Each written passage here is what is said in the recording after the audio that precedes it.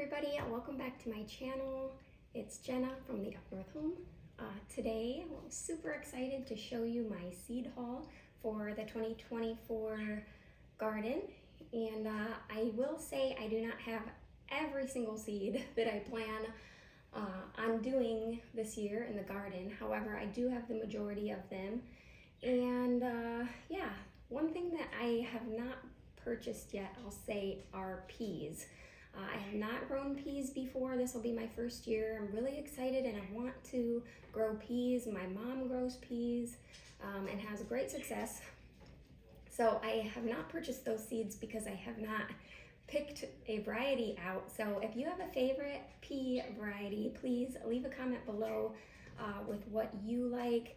I'm most excited about growing shelling peas, but I'm also considering doing a snap pea as well. So go ahead and leave those in the comments below. I would love to know what you guys grow. So I did, oh, and I should say too, because people will probably be curious, I am in, according to the new 2024 USDA hardiness zones, I garden in a 5B. I am pretty close to the border between 5B and 6A, so that gives you kind of a little bit of an idea of my growing conditions. But this year, so most years I have ordered my seeds from the same place, and I wanted to branch out and get seeds from some other places as well. So I did order seeds from 2 different places this year. However, I do also buy some of my seeds in store. So if you don't feel like you have the means to order your seeds online, or maybe you're watching this late and you need to get a garden established pretty quickly and don't have the time to order and have them shipped to you, or you know, whatever the case may be, don't feel discouraged if you are going to the store and buying your seeds in store. There's great seeds sold all over the place in store. And so if you're late, maybe they're sold out or something on your favorite website, don't feel discouraged. Just go to the store, go to Walmart, Tractor Supply, Lowe's, Home Depot, wherever it is. There's a plethora of local stores that sell seeds and lots of great varieties.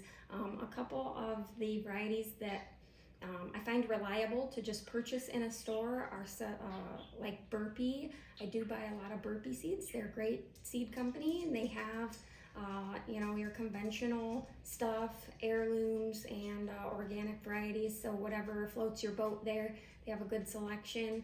I also find like Ferry Morse to be a reliable seed company, and I find those mostly at like Home Depot, Lowe's, kind of hardware type stores. So those are some reliable seeds. I'll also be sharing with you my seed storage kind of setup, how I do that, and where I store my seeds when when I'm not using them. And I will tell you one seed company. I don't like throwing companies under the bus, but I'm gonna share with you one seed company that I will never buy seeds from again, and why. So stay tuned for that. But first, we're gonna go through my seed haul, and I'm just going to show you the large majority of what I'm going to be growing this year. So buckle up, there's a decent amount here. So actually, I'll go through this first. This is the package that I received from Baker Creek. It's rareseeds.com, and I'm not affiliated with any of these companies, just so you know, in case you're curious. But this is how I received my order from Baker Creek, and usually I do get my seeds from Baker Creek. They have a ton of heirloom varieties, which is what I try to mostly grow, is just heirloom varieties. That's just my thing, that's what I like. And I'm getting into seed saving, so I want to save my own seeds. So that I don't have to continually buy them. I also am a believer that when I grow the plants here in my soil, in my climate, they're only going to get better throughout the years when I save them. they're gonna get more tolerant to my conditions, I feel like. So I really am getting into seed saving. I'm very new at it.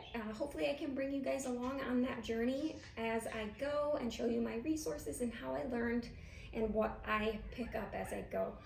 But right now, I will show you what I've managed to collect so far and how that's going. But anyways, so these are the seeds that I got from Baker Creek.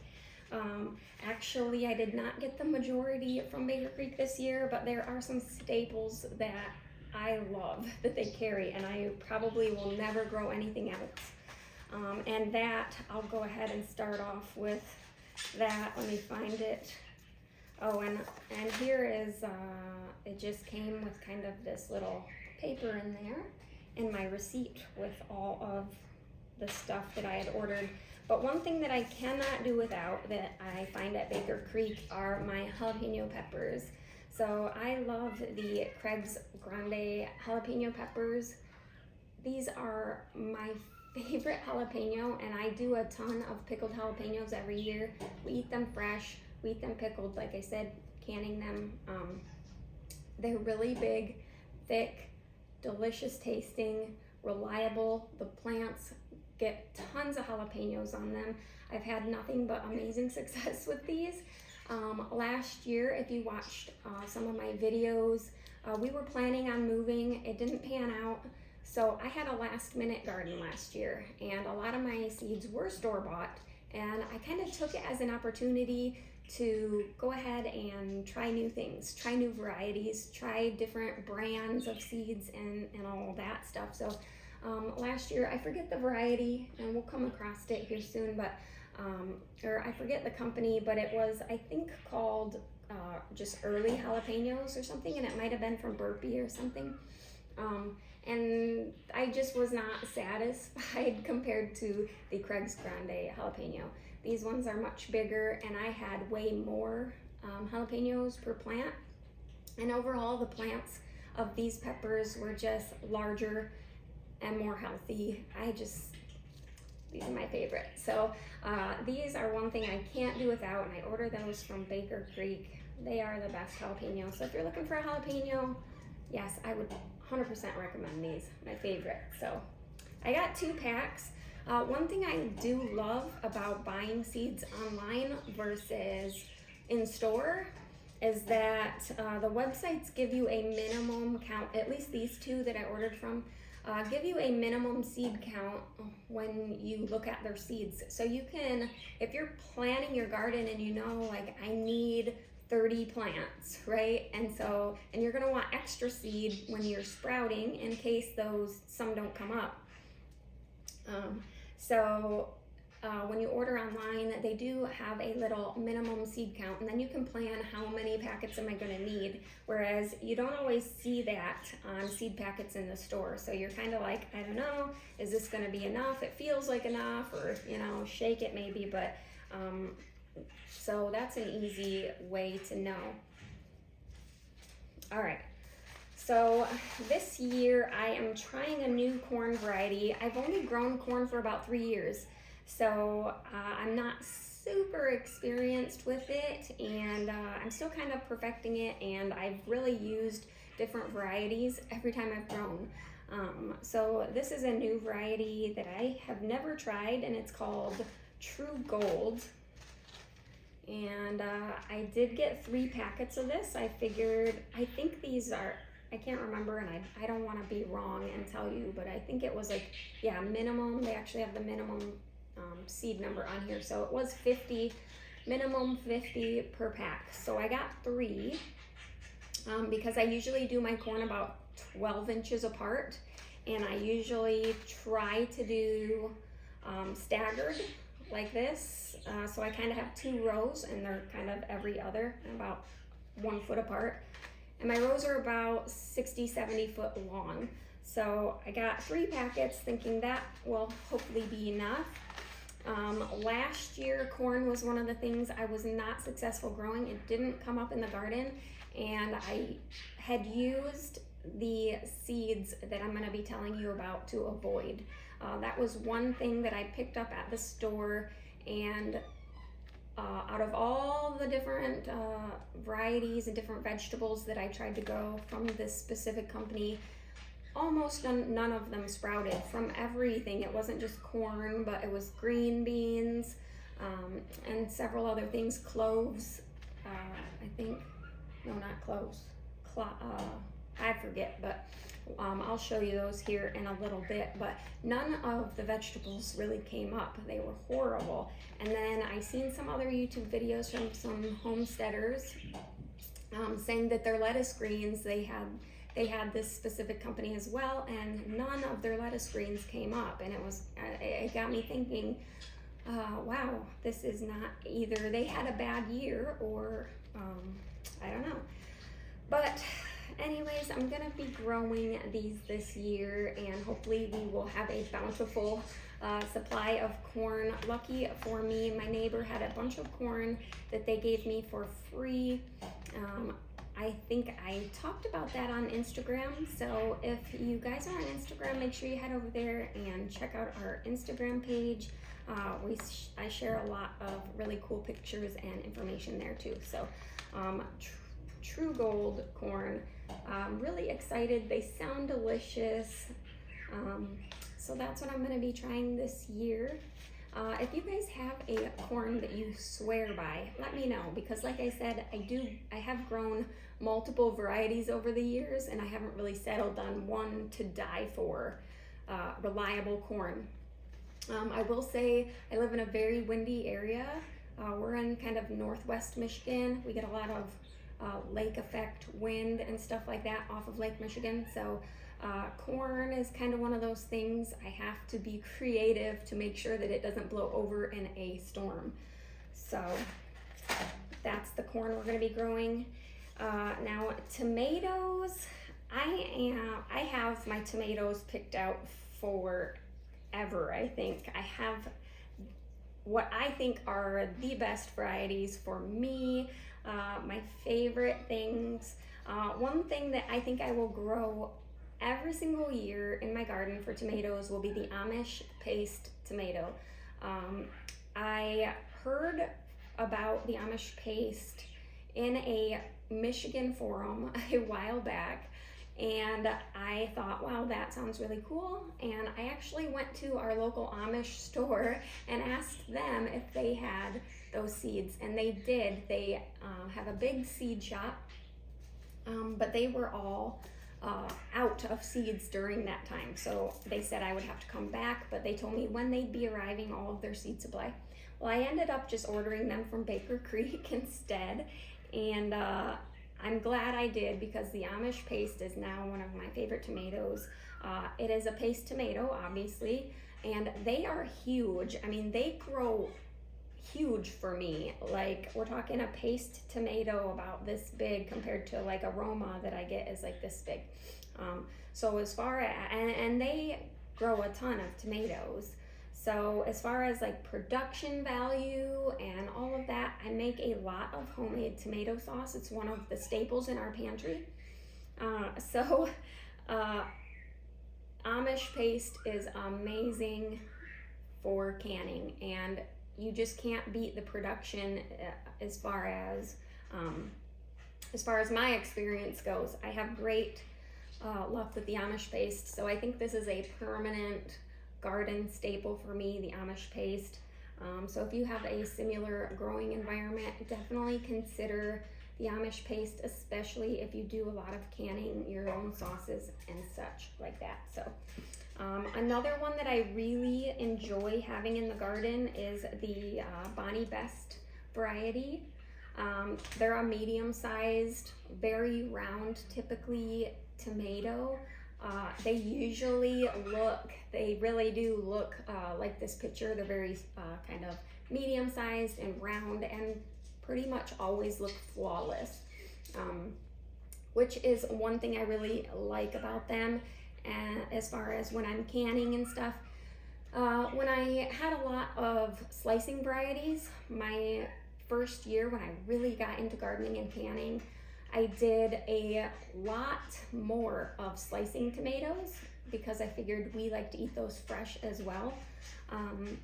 But if you know like a beef steak, picture a beef steak or anything like that in your mind, they tend to be oddly shaped and they tend to have kind of flaws, you could say, on the skin and things like that. And so when you're processing, it takes a little bit more effort to prep those tomatoes.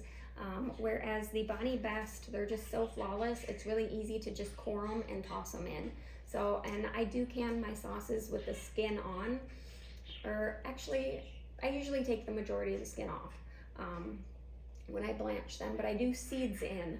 And so I like varieties that tend to be a little bit less seedy than the big, like a beef steak, the slicing tomatoes. So I like this one for canning. We do love our tomato juice, and so I do have a video about canning, how I can my tomato products, so make sure you check that out. It's really cool and I think a unique way that I kind of do my tomatoes. But so I always can the sauce or the juice that I drain off of my tomatoes. I don't just cook it off into the air and have it disappear. I use every bit of the tomato juice that I possibly can. I collect it, I scoop it out continually, and I collect it in jars. And after my sauces are done, I go ahead and can up all that juice. And we use it for stuff like chili and goulash and things of that nature, some different soups that I make and stews. So last year, I grew almost all paste varieties. I grew a ton of Amish paste, Romas. I love San Marzano. Those are probably one of my favorite as well. But I didn't really grow any big slicers, just the Bonnie Best was the closest thing to that. So we didn't get as large of a stock of juice because of having just the paste varieties. So this year I thought I must get more tomato juice. I'm gonna get more of a slicer variety, but at the same time, I don't want a ton of seeds because like I said, I don't have time, I don't have the equipment, I don't remove the seeds. It's just too much for me, especially during canning season. If I'm canning tomatoes during the summertime, there's just so much going on that I just want to get it done. It's one of the most elaborate kind of operations you could say that I do as far as canning goes. So I don't want to add removing seeds currently. Maybe someday I will figure that out. But anyway, so I wanted to add a more juicy variety of tomato this year. And of course, I had to go with Brandywine. Brandywine tomatoes are so awesome. And I grew these so many years ago. This was always one of the varieties that I picked out. And I think it's a classic for the home garden. It really is. It is got a lot more juice in it than your paste, obviously, but it's known to be less seedy than other varieties, such as like your beefsteak or whatever. So that's really sounding perfect to me for sauces. So that's why I kind of picked out this variety and wanted to add this back to the garden. We'll see how this year goes. Maybe this will become a permanent kind of variety for my garden. I'm really excited about this. I did get 2 packs of this because these only have a minimum of 25 seeds, and I wasn't sure how many I would need because as you can see, I have a few varieties of tomatoes that I like to grow. I like to grow an assortment, which is funny because other things I grow only just the one variety, but tomatoes are one of the few things that I do. I grow multiple varieties for multiple purposes and reasons. So I did get a couple packets to make sure I had enough because I have not decided the number of every variety that I'm going to grow this year. And I don't want to be without my tomatoes. So Brandywine, I'm excited to see how these go. I am looking forward to gardening this year, you guys. I'm really looking forward to bringing you guys on some more garden tours. Hopefully we can do a garden tour at least every month during the growing season so that you guys can see, and also it's great for me to look back and kind of see the progress by the end of the summer and what that looks like. So make sure that you guys subscribe if you're not subscribed already, because we're gonna have a ton of garden videos this year and every year. So make sure you stay tuned for that. I did get 1 pack of herbs from Baker Creek, and that is marshmallow. I will probably go ahead and do a separate video about all the herbs that I'm growing and stuff this year. I'm planning on expanding a lot with the herb garden, and I'd like to kind of show you what I have going on now, maybe come spring, and show you kind of where I'm going with as far as the herb garden, because it is a journey for me. I can't pretend like I am an expert when it comes to herbs and growing them and all of that, using them, but I am very interested in it, and we have a great start. And I plan on adding more and more herbs every year, and I'm not exactly sure, to be honest, what my herb garden is going to look like. I have a few ideas, and my budget tells me kind of where I'm going to go with it and when. So it will be a work in progress. It'll be really fun to bring you guys along on that journey, because it really will be a really cool journey for me, and it'll be fun to share that with you guys. One thing that I love about ordering seeds online is that they always send you free seed packets. So how cool is that? You get kind of a surprise. At least both of these companies, they kind of send you a free gift if you order a certain number of seeds. I know Baker Creek, when you order a certain number of packets, you get 1 free surprise packet. And if you order then, even more, you get 2 seed packets, and so on. So the more seeds you get, the more surprise seed gift packets that you get. I'm sure that the seed packets probably have like a less minimum seed count than their normal seed packets would. But I have a bunch of free packets from them that I haven't even tried all of them. So last year they sent me a white tomato variety, and I did try it, and I was unsuccessful with it. I do have the seeds still. Maybe I'll try them again, I'm not sure, but it wasn't for me. But this year I got a free packet of coral carrots variety. So I've never heard of it. I have no experience with it, but I will be growing carrots this year. So I'll probably try these. So it says it's a 75-day carrot, and it's super nutritious, dense heirloom, productive, vigorous, 8 to 9 inches long. So it says some other stuff. It's a European variety. So I'll probably try these this year and see how it goes. Because I do need to can up a bunch of carrots this year. So that's all my order from Baker Creek. Very, very excited. Some tried and true varieties and some first times. So this will be exciting. We'll set those aside with our seed storage. And the other company that I ordered from this year is Botanical Interests. If you guys aren't familiar with them, it is owned now by the Epic Gardening channel here on YouTube. He has a great channel, and I watch plenty of his videos, I'm sure. So I wanted to give Botanical Interests a try.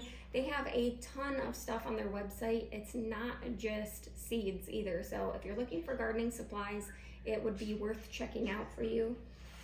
It came packaged in a box because this year the majority of my seeds are coming from Botanical Interests. So they had a cute little flyer here that says Happy Growing, Botanical Interests on it, super cute.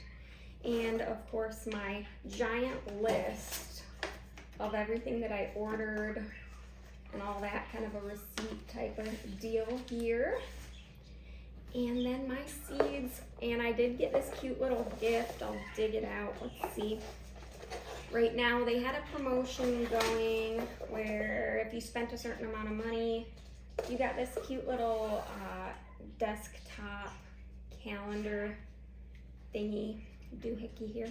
So this is cute. It has a lot of seeds that they sell and tells you about them on the other side, and it just sits out on your desktop. So that's cute and useful. And we're on February now, so it's pepper, jalapenos, Megatron. I almost ordered these, but I could not live without my Craig's Grande. Maybe one day they can convince me. But so that was free. You can also purchase that. It's like $10 if you like that kind of thing. So I have a lot of veggies and herbs here from Botanical Interests. So let's go ahead and dig into these. They also sent me some other stuff. I think we'll get into that. Yes. So they send this little free seed starting guide if that is helpful for you. It has a good amount of information that you might appreciate, so that's really nice of them to include that. And I did get one free seed packet as a thank you, and it is a lettuce variety, which is cool. I really need to grow more leafy greens, and this is the kind that I really like. So I kind of like leafy greens that just continually grow, and I come out there and hack them off and eat them, and they just kind of keep growing like your lawn. So that's kind of right up my alley. So I appreciate that. All right, I'll just throw that aside. So one other staple that I love and will probably never stop growing in my garden, although there are other great varieties I also grow. One of my favorite beans is jade beans, the jade green beans. I love growing green beans, you guys. It's so much fun because it really is very easy. They grow very quickly and they are so productive. It is crazy. Green beans, if you need a lot of food coming out of your garden, you have maybe a large family, you do a lot of canning, you cannot go wrong with green beans. You really should have these growing in your garden. What I love about the jade bean, other than its flavor and being stringless and all that kind of stuff, I love how straight they grow. So I can a lot of dilly beans and I keep them as long as I can. And so a nice straight green bean is really helpful versus the ones that tend to curve a lot. So that's one thing that I really like. We love the flavor, the texture and all that, and their productivity is crazy. My only complaint that I have with the jade bean is that they seem to be very tender as far as the plants. The plants themselves are very delicate. I find a lot, like I said, we have a lot of wind here, and I tend to have them blowing over. They're supposed to be a bush variety that you don't need to trellis or anything like that, but they do not stand up on their own where I live because it's just too windy. They all blow over. And then when you pick up like the branch or whatever of them, a lot of times you do have breakage. So you'll break kind of limbs off of the plant quite easily, and we actually break, sometimes we'll pull a bean off, and it's really hard to pull them off sometimes without pulling part of the plant off. But fortunately, like I said, they're very prolific. They grow tons, and because they're so small, we can fit a ton in the garden. So it kind of is worth it to me. That's why I keep going back to the jade bean, because they're just a great bean and a great plant. They are so productive. So I keep coming back to these and growing them every year, and I don't see myself stopping these. I do grow other varieties as well, like the Blue Lake. Certain companies have a little bit different name of their varieties, but they're kind of all the same thing. I'll show you what other seeds I have in my seed saving kit over here. But the jade bean is definitely my favorite bean right now. So that's what I got for that. And since we were just talking about leafy greens, let's go ahead and look at these. These are the, I got a bunch of seeds from them, you guys. So cool. So since we were talking about lettuce, I'll show you the lettuce varieties or leafy greens that I actually purchased which is just the salad bowl blend.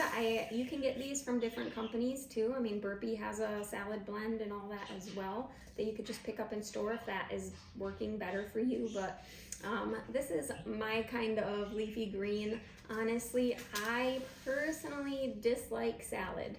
I'm not a big salad person. I'm not a big leafy green person, but my family thinks that I'm crazy and they all like salad. So I usually like to pick out varieties like this where the leafy greens are just gonna grow like a lawn and we can just clip them as we need, or if maybe just one person wants to have a salad, they can go out and get a bowl of lettuce and it'll just keep growing versus like growing a head of lettuce that we're gonna harvest and then we have to enjoy that before it kind of goes bad.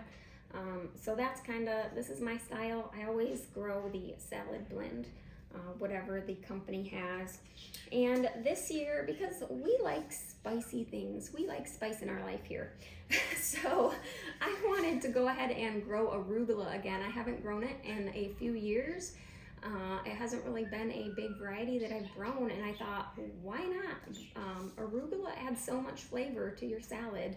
So, maybe I would be more enticed to go and have a salad if I had some more flavor and spice in there versus just the lettuce. So I'm gonna be growing this arugula this year. I can't speak to the variety or anything because like I said, I haven't grown it in a few years. And but it's a nice heirloom variety. It sounds really tasty on the seed packet and online. So Rocket Arugula from Botanical Interests. Gonna try this year. Should be pretty cool. I do love the flavor of arugula. Let's see, and we were talking about carrots earlier since we got some carrot seeds from our free gift there from Baker Creek. I did buy some carrots here from Botanical Interest that I'm looking forward to.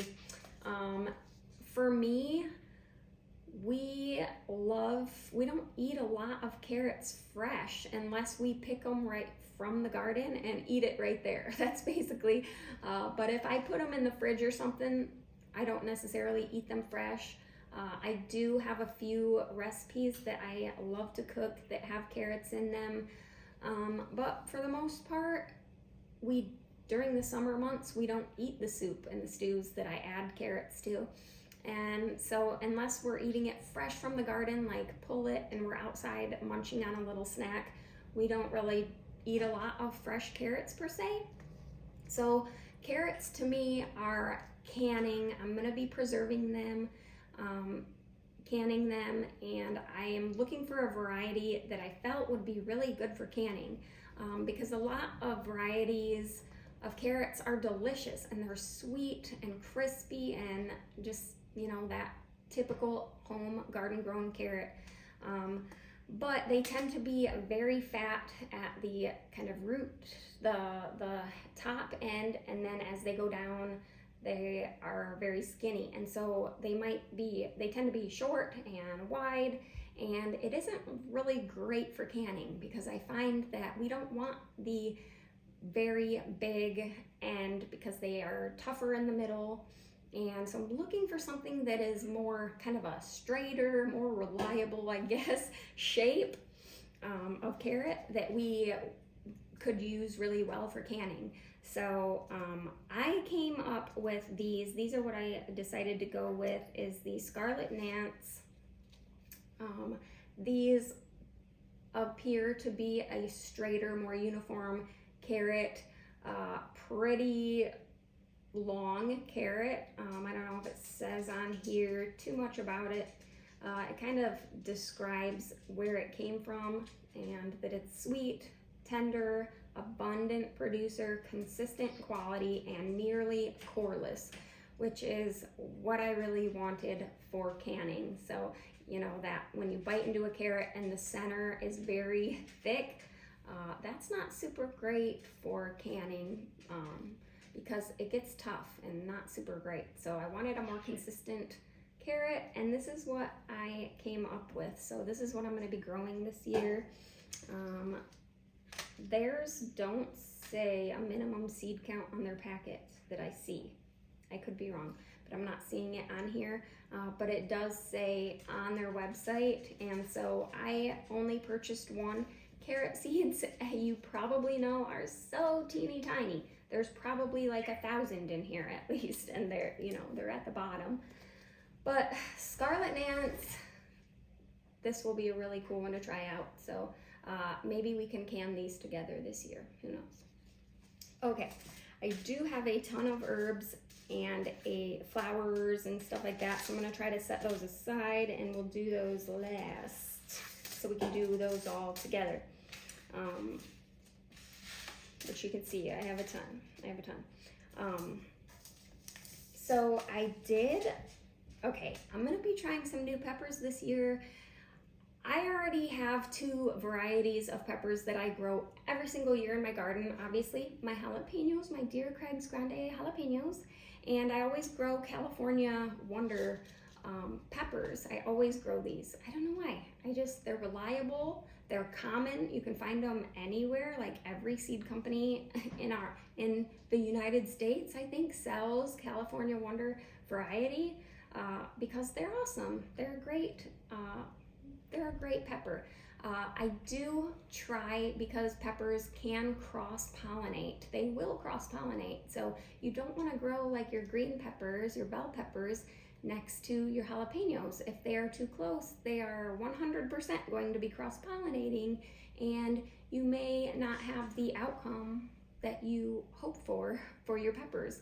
So my garden is roughly, like 50 foot by 70 foot. I've got 10 large rows. So I always try to put my peppers on either end, and one at the front, one at the back, and on opposite ends of the garden. That's as far as I can get them apart, and it works well for me. Every now and again, I get like a jalapeno that has a kind of the butt end, the blossom end kind of resembles one of my green peppers, and I think, was this cross-pollinated? Because it looks different. And sometimes the jalapenos can be a little bit less spicy. Sometimes they are off the chain spicy. So that may be because they're getting cross-pollinated. I'm not 100% on that, but so I do try to grow my peppers as far apart as possible. But this year I've decided to add a 3rd variety. I want to try, and so that's going to add a little bit extra planning on my part. I want to make sure that I put them in a good location and keep my peppers kind of spread out the best I can to reduce those chances of cross-pollination. So, but I have to try it because we eat a lot of peppers. As you can tell, we love peppers. We love spicy stuff. We love flavorful, good food. We love a lot of Mexican dishes. We love Italian dishes. We love a lot of stuff. So one thing that I wanted to try, because I do want to can these, I want to pickle them just like I do my jalapenos, and that is some sweet banana peppers. I really like doing roasts, and I want to do like a Mississippi roast and stuff like that, which has a boatload of banana peppers in it. So I decided to try these. This is the variety that they had, so at Botanical Interests. So I went ahead and purchased these, and we're gonna try them and see how we like them canned. Now you'll notice that a lot of my seeds say organic from them. I don't necessarily focus on organic seeds. I just kind of compare the organic price versus the not organic priced. I do the same thing with burpee seeds and things like that in store. They have their organic variety and their not organic variety. And to me, I grow organically. I don't use any chemicals on my garden, and I really try to never use the so-called organic products either. If I can avoid it, I very rarely, if ever, use even organic products other than fertilizers on my garden. So I do grow organically, but as far as my seeds, they don't necessarily have to be organic seeds, if that makes sense. And if you're not familiar with GMO seeds versus non-GMO seeds, no seeds that you're going to be seeing that you're going to buy are GMO seeds. It isn't legal, really. It's not. They're not going to. If you know much about GMO seeds, okay, they are very particular with who has their seeds and who doesn't, and they are not going to give you a license to go ahead and grow their organic seeds for free in your garden and seed save those and continue to grow for free without them getting money from that, right?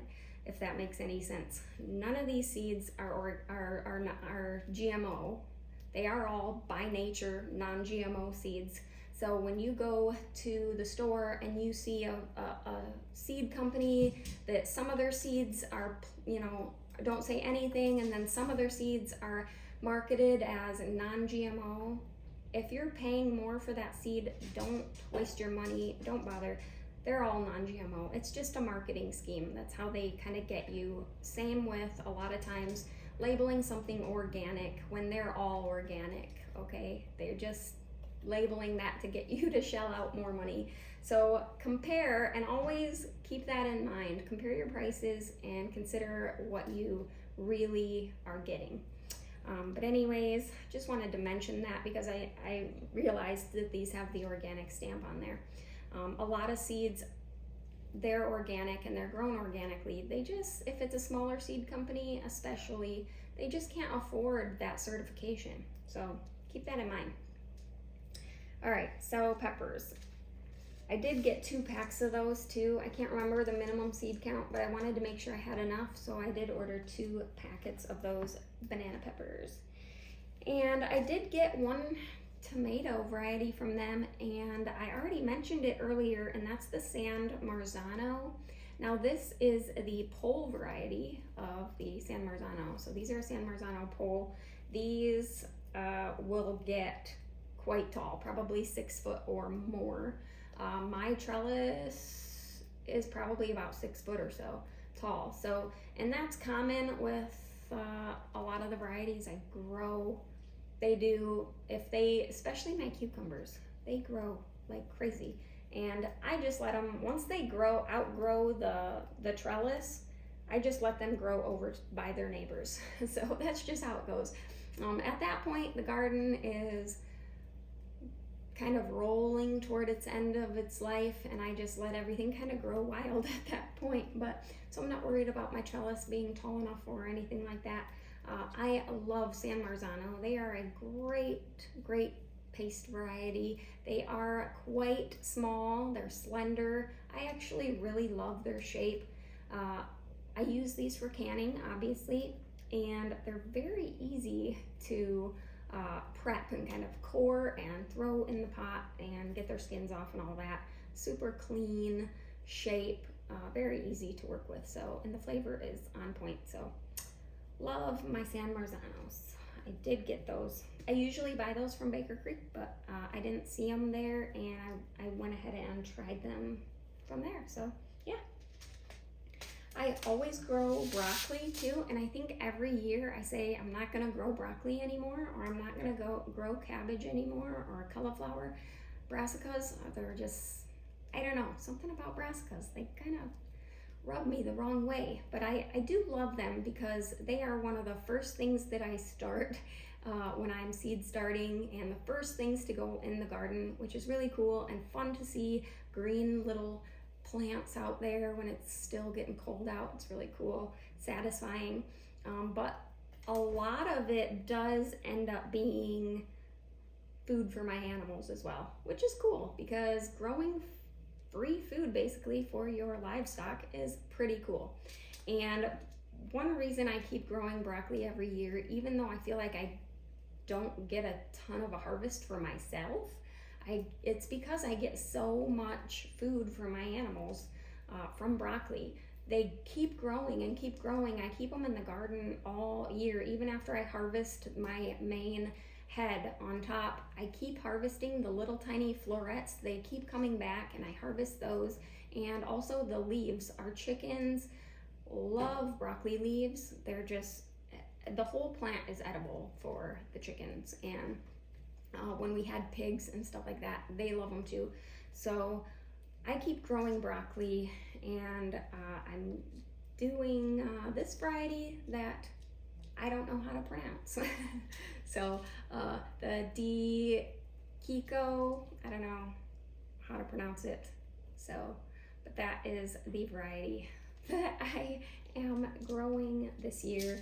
I think it's the same variety I always grow, but I could be wrong on that. So one thing that I have been very successful with seed saving are my cucumber seeds. So I didn't really need any pickling cucumber seeds last year, and I think the year before I grew nothing but pickling cucumbers because I was just figured I'm gonna be canning these, and really those pickling varieties taste great sliced as well. So I don't know, but this year I thought, I wanted to bring a little bit more variety into it, or at least I wanted the option when it comes time to seed starting. I wanted the option, something other than my pickling cucumbers, which are like a Boston, Chicago pickling cucumber. To me, they're the exact same thing. But so I went ahead and got me some Market More cucumbers this year. These grow on large vines. These are about 4 to 6 foot tall vines. These are gonna be the taller vines on your trellis. And yeah, I really like them. So I thought, I'm always the one that's kind of trying to find a variety that has multi-purposes, that's gonna taste good in multiple ways, and that I could, get away with pickling this and it's still gonna taste good, maybe not have like huge gross seeds in them, but still be a great variety to slice, something that's reliable, gonna produce a lot for me. And Market More was just one that sounded great to me to consider for the garden. So that's what I am growing this year. I'm gonna be growing this and the ones that I seed save, which, like I said, are pickling cucumbers, the Boston, Chicago type pickling cucumbers. So, and I just got some more sugar pie pumpkin seeds, because I always grow like a pumpkin for pumpkin pie, for saving pumpkin puree, things like that. And so this is the go-to, right, for pie. So I had to get me some more seeds, because I don't know, honestly, I didn't even look to see how many I had left, but I'm pretty sure I had 0 left. And so I just got me some more of those. And I usually grow watermelon here, and some people have said, oh, you can't grow watermelon, you can't grow melons like that in Michigan, like, oh, it's too cold, or our growing season's too short, or whatever kind of reason people come up with, because they think of it as more of a tropical warm weather plant. It's a giant melon, but I have continually grown watermelon here with success, great success. The only thing that ever harms my watermelon are those darn vine borers. But watermelon does survive here, and I've had great success. I have grown Alibaba watermelons in the past, and I love them, and they are huge. Maybe I'll include some pictures of these things that I've grown in the garden to kind of keep you entertained, so you're not just sitting here looking at me. But I've had great success growing the Alibaba. It's more of a longer oval shape watermelon, and it tastes great. And I've had so many that we were like not cutting them up, because we already had so many, and it takes so many containers to put in the fridge, before we could eat them all. And so we would feed them. Some of them went to our cows. We fed the watermelon to our cows. They loved it too. So, but my husband wasn't super thrilled about them. He didn't really love the variety. So I thought this year I would try a new variety in hopes that my husband will fall in love with them, that he'll love them, more than he did the Alibaba. So I went ahead and picked out the Crimson Sweet Watermelon. These are more of a kind of traditional looking, I guess, or large round, very red watermelon, what you would definitely look and say, oh yeah, that's a watermelon. So very popular, very supposed to be very crisp and juicy and delicious. So I'll let you guys know how we like these in the end when we get to harvest them. But yeah, I'm very excited to try this new variety. It's always exciting to try new varieties, so don't be afraid to try new things. It's pretty fun, and sometimes you're successful, sometimes you're not. Sometimes something doesn't grow good in your area and you didn't know, but it all works out in the end, and then you have experience to share with other people, so it's pretty fun. One thing that I really want to get into this year with the garden that I haven't done pretty much at all is cover cropping. I'm sure that you've heard tons and tons of other homesteaders talking about cover crops. One thing that I do struggle with is when I have an open spot in my garden, especially toward the edge, like my very first row where the grass and the garden kind of connect, is that when I don't have something in that row, it tends to be a lot of work to maintain the row. Also, we have very sandy soil here, and I would really love to build up the garden soil. I believe this will be our 4th year gardening here. I'm pretty sure off the top of my head.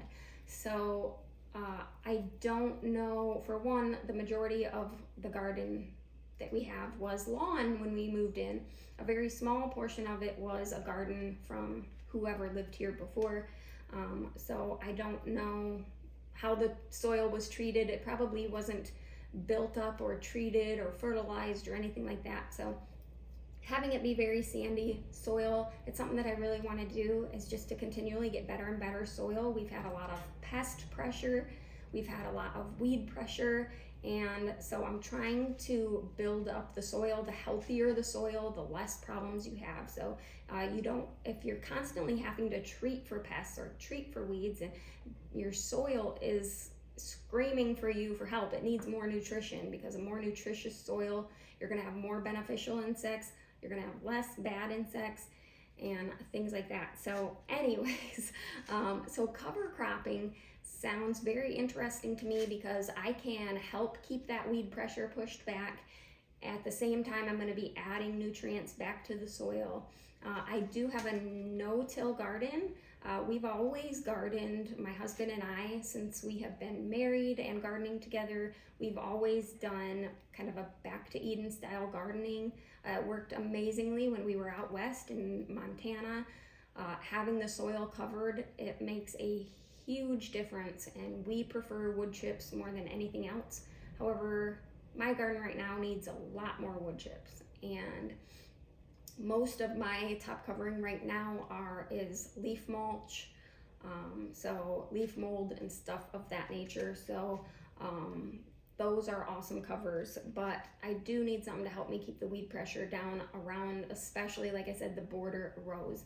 And so I'm thinking cover crop will help me accomplish that, and also feed that sandy soil that I have. So they had a few options at Botanical Interests. I didn't see any that were at like Baker Creek and stuff, and I still want to try some other crops. But the only one that they had at Botanical Interest that was interesting me right now was the buckwheat. So I did order this cover crop, common buckwheat, that I hope to try this year and figure out what I'm doing with the cover crops. So that's a very exciting step for the garden. I can't wait to see really what it looks like too, because buckwheat is gorgeous, right? So very excited about that, and I'm considering, there's some seeds that I don't have, and I'll talk about those as well, with just different grain varieties, which I probably won't grow in my garden.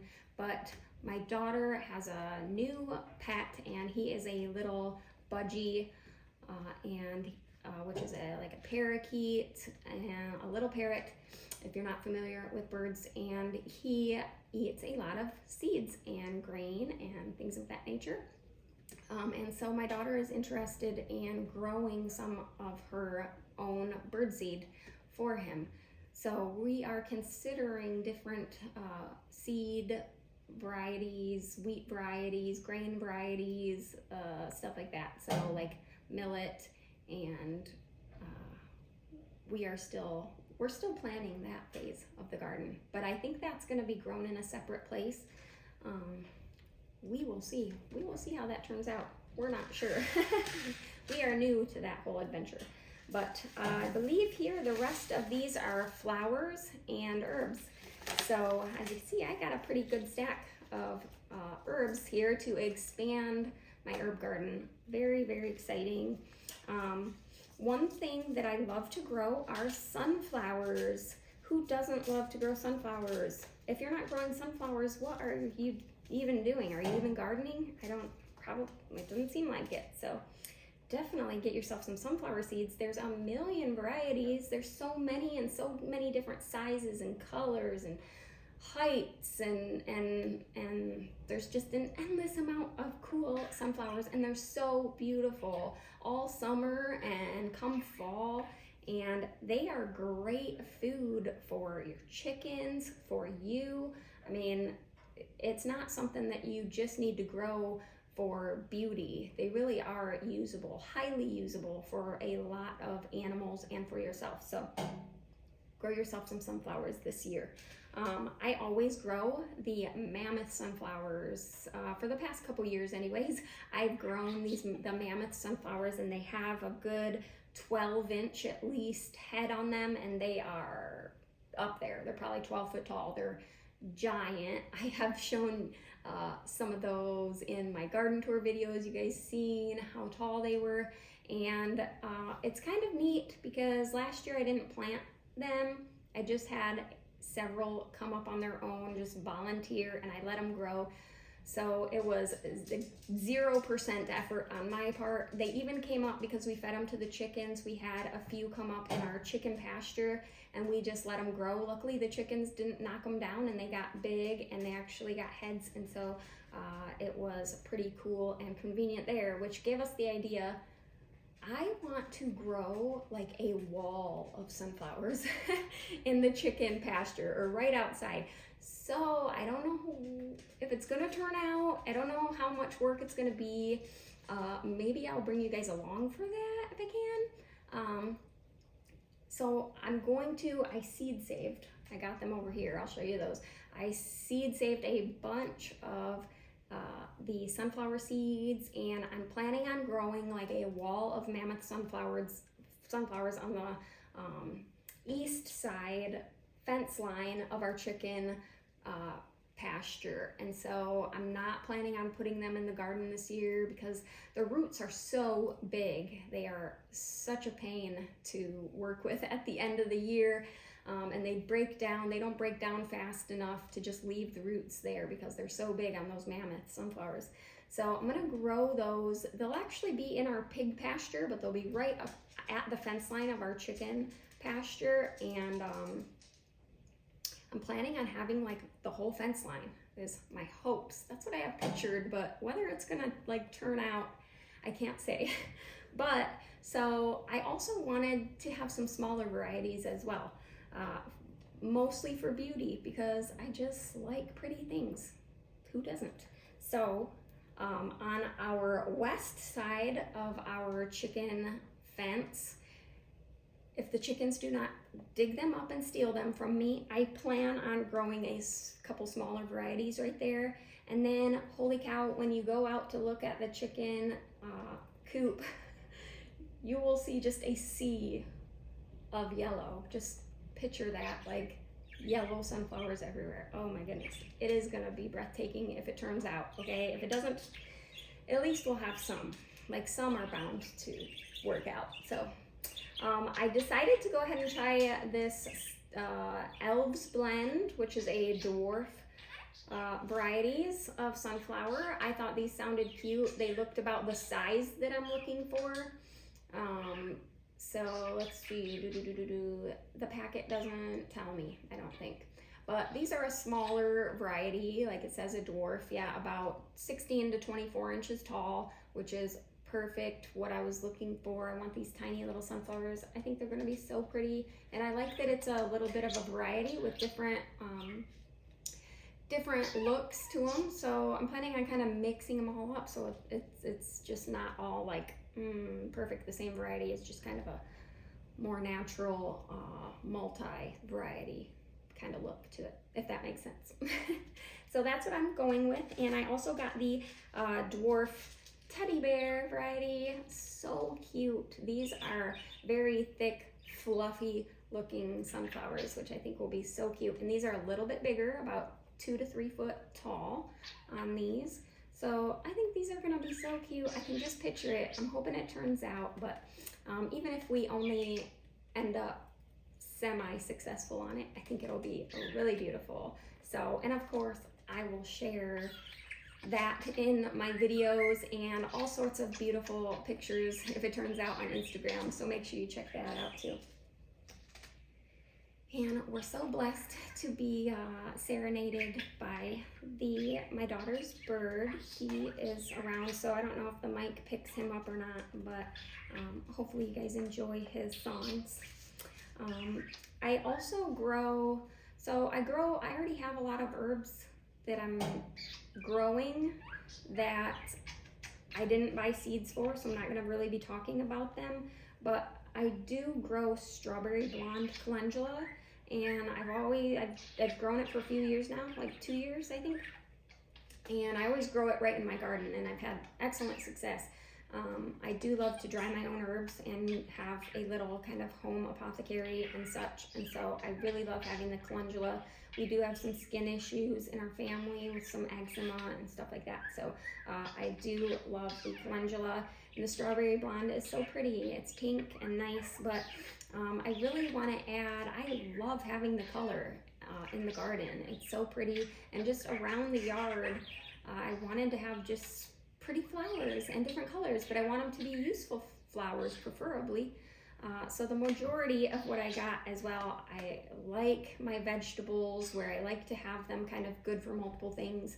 I tried to get herbs too that I knew would be the look that I'm going for and the use that I am in need of. So I did get a second variety of calendula because I already have the pink, and they're so amazing, and they're so easy to seed save, and they're so prolific that I wanted to add some more calendula but have a different color instead of just having all pink, that I would add some different color. So I did get the Pacific blend, which is a lot of yellows and oranges. So I think that that'll just add a little bit more color variety to an already loved plant that we grow here. So very excited to see how pretty that looks out there. I do love all of the different colors with the flowers, so I figured why have all pink when we can have pink and yellow and orange and have a lot more interest going on with our eye. So had to try that. Hopefully it grows as successfully as the other variety. I am also growing chives. So chives is something that will come back every year, which I love. We love onion and anything oniony flavored. That's totally up our style. So I thought I must have chives, and not to mention, are they not like one of the prettiest things you've ever seen? I love the look of them. So I definitely want to plant them somewhere that's accessible quickly from the house. So, you know, if I'm making dinner and I can just go out or send one of the children out to grab some chives for me, you know, or I can do it or whatever, and it's just nearby, and that we can look at it, that it's somewhere in a pretty spot so that we can actually enjoy its look, because it really is a very, very pretty plant. So chives is one thing that I tried to start last year from that seed variety I've been mentioning that I tried, I replanted, could not get their chive seeds to sprout. They just went, and everybody online is saying, oh, chives are so easy, you just throw them in, oh, it's no problem. And I'm like thinking, I'm like the worst gardener of all time. I can't get these things to grow. Well, a lot of the problem I think I figured out. So gonna be growing chives. Very excited. Love them. They're so pretty.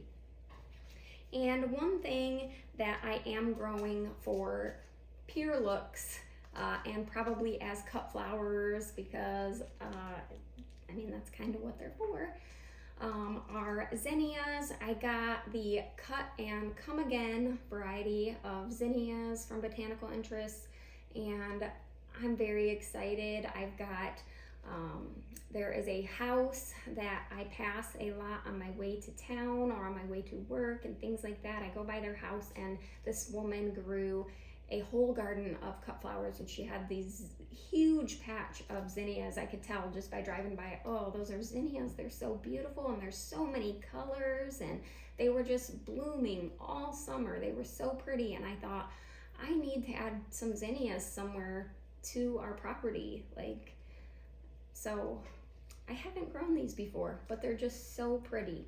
And it would be really fun to just have some fresh cut flowers in the house too during the summertime to just brighten the place up and make it feel nice. So I'm gonna be growing these, and that'll be really, really fun. So my thing with flowers is low maintenance. My flower beds, my flower areas, whatever I'm doing, I need low maintenance because I'm not wanting to put in a lot of money or a lot of effort into something that's purely for my visual enjoyment. So that is kind of where I stand with flower beds. I'm not a big flower bed person because I don't like to, my time is precious. When you're farming and having a lot going on with animals and stuff, the last thing you want to do is have to go out and weed your flower bed or what have you. So we have 4 left here, you guys. Hang on tight. Hopefully I'm not chattering too much for you. But I am growing some rosemary. So rosemary is just so nice. Visually, it's appealing, and it's a great culinary herb. It's a great medicinal herb. It's deer resistant. I can't say enough about rosemary, so I really had to start my own rosemary here at home. So it's gonna be so awesome to have just fresh rosemary sprigs that I can just go and cut myself some fresh rosemary. That's so exciting to me. It's kind of weird maybe how cool that is to me, but I'm very excited to have rosemary. Very excited, love it. Who doesn't love it? Everybody knows what rosemary is. So I also got borage to try this year. I really just wanted this to add to my medicinal apothecary, and it was one thing that I would really like to have. So I decided, well, I need to grow it. So I bought these. Not much else to say. They are about 2 to 3 foot tall and have really pretty flowers, a lot going on them. So it'll be really pretty in the herb garden. And I got some hyssop, which I am very excited for. We'll probably have some tea with this and things. We'll dry this like we do our other herbs. It's very pretty, like very pretty. The insects, pollinators love it, and it'll make great tea. So I'm excited to have the hyssop in the garden this year. And last but not least, we are going to be growing Tulsi, also known as holy basil. Really excited about this. It's such a good medicinal herb, and I don't have this in my apothecary, and it's something that I felt was a necessity. So I am going to try growing this year. That'll be really cool. One thing I need to figure out is my apothecary storage kind of area, because right now I have a lot of my herbs that I use kind of very frequently for teas and medicinal blends and things like that in the kitchen on the counter, but I don't want them to live there forever. I'm wanting to either find an old kind of hutch or have my husband even build a beautiful kind of rustic hutch for me where my herbs will be easy to use and out for teas and stuff, because if they're just put away in the basement pantry, I'm just gonna be a lot less likely to want to make a tea or whatever. So I want them here somewhere where I can easily use them, and they're just really pretty. So I would really love to display them some ways, but yet have part of the cabinet closed with doors so that I can keep my more light sensitive things hidden away, my tinctures and oils and stuff like that I really want to keep more in a dark environment. So I haven't figured that out yet. But that is our seed haul for this year's garden 2024. Like I said, there's stuff here there's stuff that I don't have here that I haven't purchased yet that I definitely want to grow in the garden, and I'm kind of still picking varieties. So I am highly likely to buy what I don't have in store, and I may just take you guys with me to show you my favorite places to buy seeds and reliable, trustworthy brands that you can just pick up at any store near you. So stay tuned for that. We might do that. And now I want to kind of go over my seed storage real quick and kind of just show you what I have going on, seeds that I already have and things of that nature. Here are my seeds, some of them.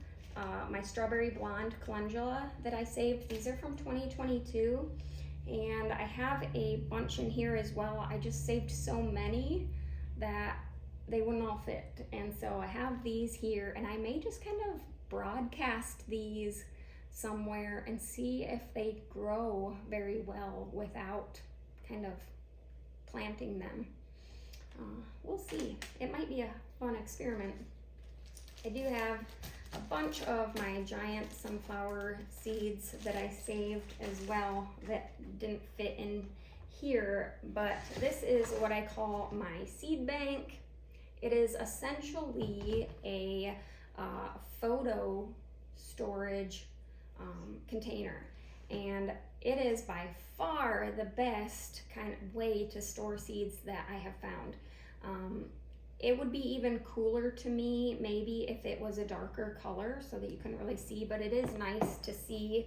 I used just kind of your old-fashioned label maker, like a Brother or something, a little label maker that I've had for so many countless years, to make kind of your basic labels, to make each container say what's in it.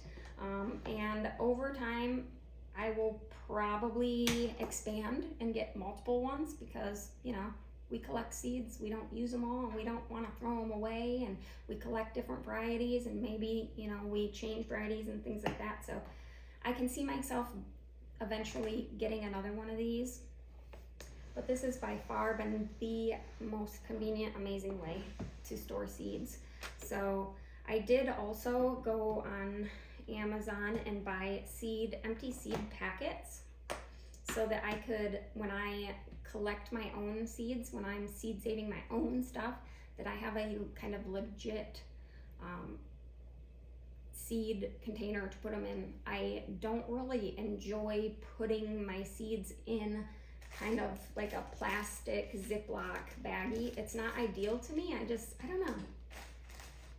I just don't like it. I don't prefer it. So I wanted something a little bit more like what you would buy in a store. So these are just plain brown natural paper seed packets, and they have a little sticky thing that you pull this off, and then you can close that so that it keeps your seeds from falling out, and it just has the name and variety, date collected, and things of that nature on the front, which I find really nice. And they're very inexpensive, and you get a ton. You know, if you buy on Amazon a lot, you know, you can't just buy like a pack of 10, it's like a pack of 10,000.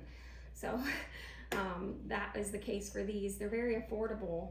So that is why I bought them, especially since I'm really wanting to get into seed saving and that nature. So that's just what I like. That's how I did it. That's what I got. And I just have those stored here in a couple of my unused boxes. What I really like about this specific case, I will link this below, and whatever I can, I'll put whatever links I can, you guys. I know that some of you will really appreciate that, so you don't have to go looking and searching, but these cases are really nice. I mean, they're not crazy flimsy like a lot of cheap things that you can get. The quality just isn't there, but these snap closed really well. They're very sturdy, and they hold the seeds really well. So I really like this container. I think, what is this? There's these labels came with this pack, and you can just handwrite them, but since I had the label maker, I printed mine out. I did it with the label maker, but it does come with like a set of labels if you want to handwrite it, or just maybe you prefer your handwriting. My handwriting, not so much. So, but I do have just a pack here of miscellaneous seeds that I didn't know how to put them. I've got some pawpaw seeds that we collected from our neighbor that we thought maybe we could get to grow, but I do have some in cold storage, so I don't know if these would even grow, to be honest. But I do have some in cold storage that I am maybe gonna try to grow because our transplants were not successful that we tried to transplant from our neighbor. So I do have some rhubarb seeds in here if I want to start more rhubarb. I have a small patch that I started. This will be its 3rd year, I believe. So, and I have some celery in here. And I guess that leads me to the brand that I recommend not to recommend. I don't recommend it. The seed company that I have been telling you that has been horrible for me, and by all means, if you use this company and you've had great success, leave a comment below and tell me that you have had great success, or maybe you have grown it for 5 years and last year was the first year that you had any trouble. And it would be really interesting to know other people's experience with this company. I really don't like to bash companies, and that's why I don't really mention stuff a lot, but I also don't want you to waste your money and your time and your effort and have a failed garden because I didn't say anything.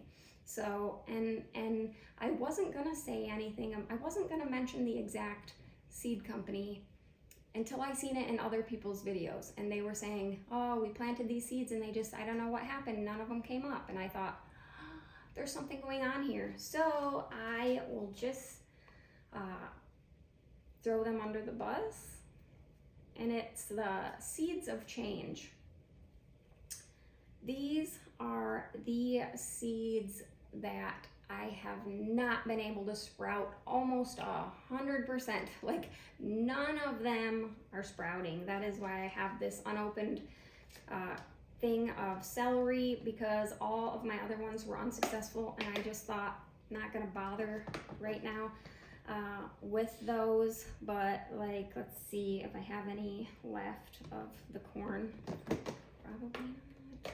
Yes, so this is the variety of corn that I tried to grow last year by Seeds of Change. They are marketed, as organic and heirloom and non-GMO and all these amazing things that you think, oh wow, and they're so cheap. They don't have the price on the packets. They don't have, I don't see the price on here, unfortunately, but I got these all at Tractor Supply, and who knows, maybe Seeds of Change aren't the culprit. Maybe Tractor Supply is the culprit. I don't know. So I'm sorry if Seeds of Change is actually a great company. Maybe Tractor Supply was the culprit. I'm not sure where the other people bought their seeds from. That would be interesting to know. But I bought so many packets of these, planted them, not a one came up.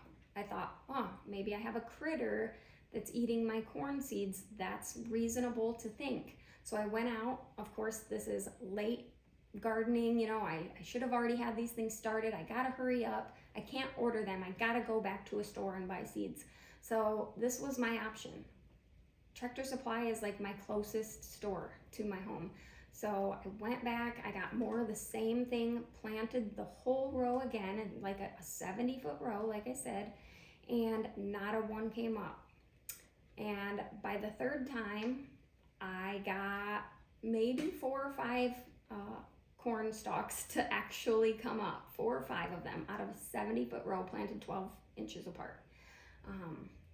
So I knew that something was very fishy, and it wasn't just something's eating them. It's not that. So I also tried, let's see if I have any of their beans. I also tried their beans. I don't have any left. I tried their beans, their green beans, I should say, and same thing. I had a whole empty row where green beans should have been, and they weren't there, and they weren't coming up. And it was so frustrating, you guys. And when you're having to buy seeds, it's kind of like you're having to justify the price of what you're putting into your garden, and you know, compare that to, oh, I could just buy like organic green beans at the store. Would that be cheaper? It might not be as tasty or what have you, but I don't know. You have to kind of weigh the cost in the end, and it just wasn't working out for me. So I ended up going with the and again, at this time it was late season, seeds were selling out, they were bare shelves, and so I got what I could get, really. And I went to my reliable Burpee seeds. I got a couple varieties, the Bush Blue Lake variety and this stringless green bean, which we didn't, I think it was this one, we didn't care for. But the Bush Blue Lake, and there's a few different kind of names to the Blue Lake variety, but we really like these as well. So along with the jade beans, I will definitely love to plant some of these. But luckily these saved me. I had a great harvest. I was able to can green beans last year, but we just weren't able to grow corn. And I think carrots, yes, carrots. So I also grew their carrots, and I have one of the packets here. These are the same variety that I bought, which is the garden carrot blend, you know, and they look so beautiful, and oh, they're organic and all these fun slogans and stuff. But in the end, I planted hundreds, if not thousands, of these carrot seeds, and I pretty much didn't get a carrot harvest. I mean, none to speak of. I didn't get to can any. I'm now running on very low stock of canned carrots in the pantry from the year before. Luckily, I had an abundance the year before, so wasn't able to grow their carrots either. Like, it wasn't just one thing. It wasn't, oh, well, maybe a critter got that, or oh, maybe they, you know, got a disease, or maybe you made an error, or what have you. It was every different vegetable that I tried to grow. I had the same problems, and the majority of what I grow, I seed start inside under lights in a very controlled environment, and they weren't sprouting. They weren't sprouting. They weren't sprouting. Luckily, I did try their mild pepper variety as well, and none of them came up. And we were going on vacation to see family, and so I had seed saved some of my own, luckily, and I thought, well, I will try the ones that I seed saved. And when we came back from Florida, luckily all of my green peppers had sprouted by themselves. I filled up the trays that they were in with water. You know, I had the little like 3-inch pots, and then they sit in the tray, and I filled up those trays with water so that they would continually be wet, basically, and had my lights on timers so that they would kind of take care of themselves. And when I came back, I had green peppers. So although last year I did have a very poor harvest of green peppers, I must say, hopefully it's not because of my seed saving abilities. But I want to say I tried some of their, yes, so I did try like their early broccoli variety. These are my brassicas, and I had maybe two survive of the broccoli. It was horrible. It was horrible. So I feel mean saying this, and So anyways, that's all I really have to say about their company. I haven't looked them up. I haven't contacted them. I haven't like put out a forum or a questionnaire to ask other people or anything. But it's what I experienced and what I have seen from some other gardeners as well. And so I thought that I should probably mention it. And you know, I apologize if they're a great, you know, reliable company and maybe it was my store, maybe it was Tractor Supply, maybe it was, you know, some other variable. I want to leave it open to where you understand that, like, I haven't scientifically, like, tested them and researched them and done all these things to prove that they're just a horrible, horrible company. I haven't done that. But I just want you to know my experience and that me personally, I recommend avoiding that company. That's just, you know, that's what I got there. Hopefully that's not too mean. I don't like to be mean. I don't like to hurt people's feelings. So hopefully you understand. You know, if you've had a similar experience or the opposite experience, please let me know. I'm really interested in hearing that. But this is my seed bank. I hope that you guys enjoyed this video. I hope that I didn't chatter too much for you and bore you too much. I hope to do some videos particularly about the herbs and the herb garden that I'm going to be doing. Like I said, I don't know exactly what it's going to look like, but it would be a fun journey to bring you guys along on to see how it grows, literally from yard to some type of growing garden that's going to be used medicinally mostly by me. It'll be a really fun experience, and maybe it'll give you some courage to go ahead and tackle that as your next step in your gardening experience. So I think that's all I wanted to go over for this video, and I hope that you guys enjoyed it. I hope you enjoyed spending some time with me. I always love and appreciate when you guys take the time out of your day to watch my videos and support my channel. I really, really appreciate it. So thank you guys for stopping by. I hope that you have a blessed day, and we'll see you guys in the next video. Bye.